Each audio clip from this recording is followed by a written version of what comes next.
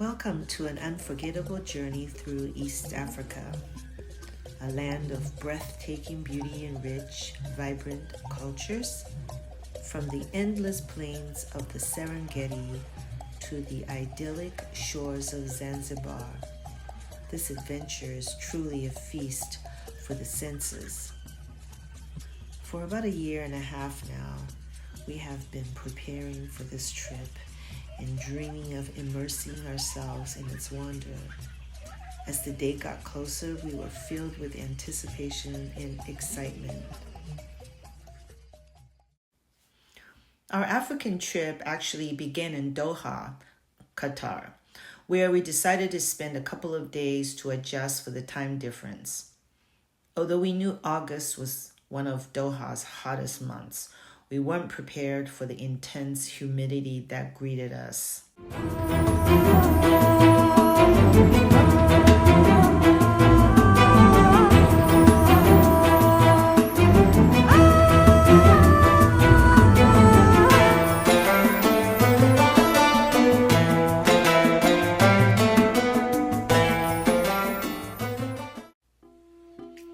Our hotel was conveniently located near the Souk Waqif, making it easy to explore this charming part of Doha. However, even in the evening, the heat was stifling, so after a brief stroll, we quickly retreated to the hotel. The highlight of our walk was the striking golden thumb statue in the square, a sight that truly captured my attention. One morning, we visited the Corniche neighborhood, which borders the Arabian Sea. The heat was overwhelming even in the early morning that my sunglasses would constantly fog up, leaving me temporarily blinded. On the way back, I felt like I was having a heat stroke. One of the most interesting buildings in Doha is the Museum of Islamic Art, designed by I.M. Pei, whose cream-colored limestone exterior captures the changes in light and shade during the day. The interior features a curved double staircase at the atrium center. An ornate chandelier hangs above, echoing the staircase's curve, while a 45-meter-tall window on the north side offers panoramic bay views. The museum's collection spans over 14 centuries of Islamic artifacts, including manuscripts, metalworks, ceramics, jewelry, ivory, and glasswork. After leaving the museum, we took a taxi to the Katara Towers, known as the Crescent Tower Hotel, to admire its unique architecture, a structure that houses the Raffles Hotel and the Fairmont.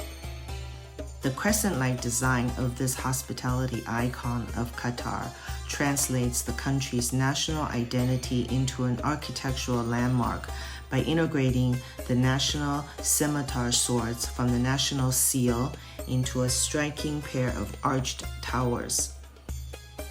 Standing next to the Arabian Sea, I felt its irresistible pull as if the past was alive around me. I pictured ancient ports bustling with life, the markets along the coast humming with the whispers of trade and adventure. The air seemed to carry the imagined scent of spices, and in my mind's eye, the sun dipped below the horizon, casting a mysterious glow over the water. For centuries, the sea had been the heart of Islam, a gateway to discovery, a crossroads between East and West. Its timeless beauty and promises of exploration had drawn countless souls to its shores, and now here I was standing at the edge, hardly believing it myself.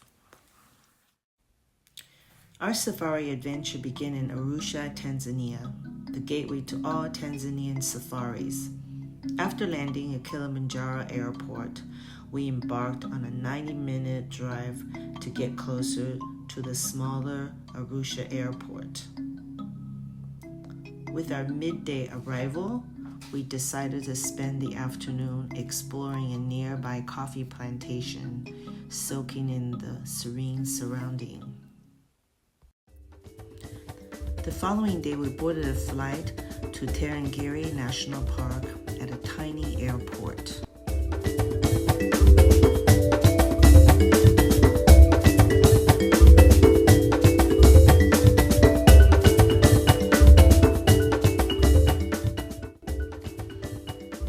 We stayed at the extraordinary Oliver's Camp, and our tent at Oliver's Camp was a remarkable blend of luxury and African wilderness, offering a spacious deck and even a private swimming pool.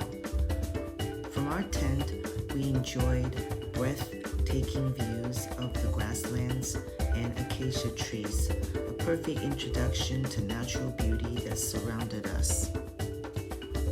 It was here that we met our guide, Emmanuel, who would accompany us for the next several days.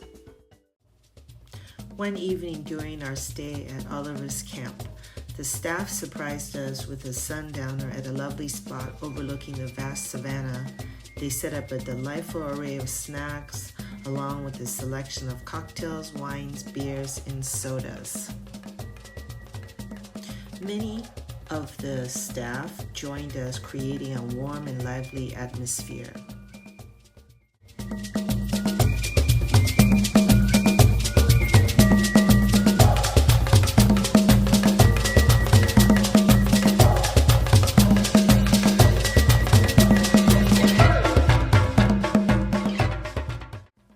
I captured some photos of the staff as well, their smiles radiating a warmth that touched me deeply.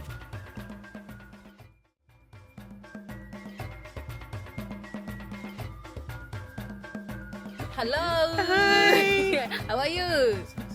We appreciate this very Look, the sun, look behind you.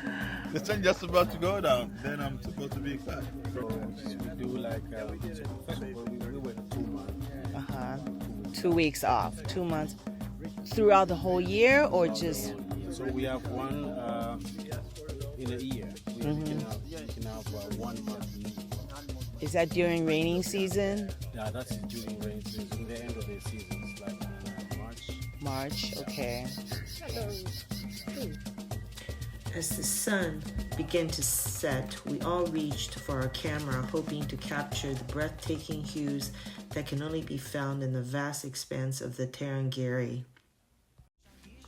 Since observing wildlife was our primary goal in visiting Africa, we embarked on daily game drives, one in the early morning, followed by a late lunch and a nap, and another one in the late afternoon.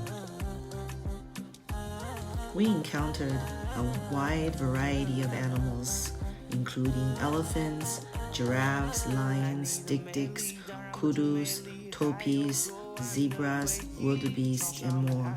Each species displayed unique behaviors and social structures, offering us a fascinating glimpse into their lives.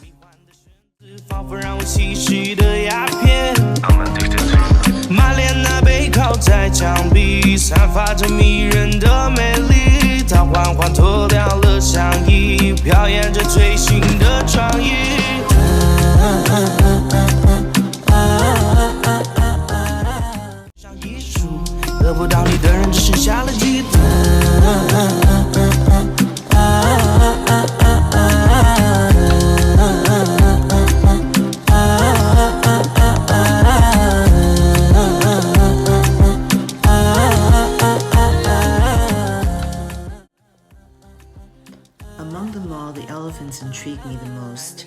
They possess a remarkable emotional depth, caring for each other within their herd, particularly the elderly, and often remaining together for life. They have the uncanny ability to remember the exact location where their loved ones' bones were buried and would travel to that exact spot to mourn.